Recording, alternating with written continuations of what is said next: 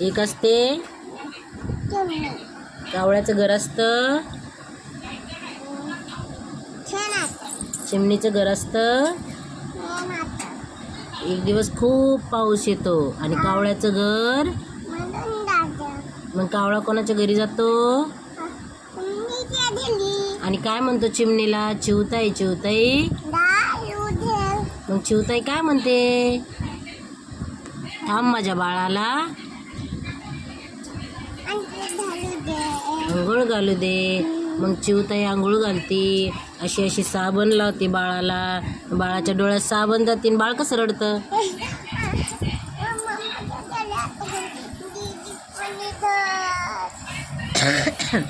मग कावळा उडून जातो, परत येतो आणि काय म्हणतो? चिवताई चिवताई. मग चिवताई काय म्हणते? थांब माझ्या बाळाला दूध पिऊ दे. मग मम्माचं त्याच्या, मग बाळ कसं दूध पितं? M M M. मग कावळा उडून जातो, परत येतो आणि म्हणतो चिवताई चिवताई. चिवताई काय म्हणते? थांब माझ्या बाळाला झोक्यात टाकू दे. आणि झोक्यात टाकल्यावर कोणतं गाणं म्हणतं? मम्मी कोणतं गाणं म्हणते?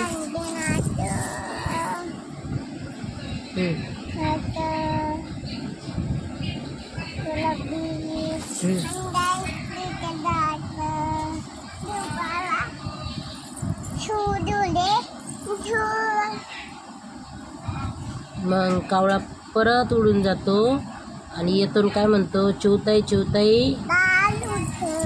चिवताई दार उघडते का? उघडते दार? नाही उघडत. मग कावळा घरात येतो.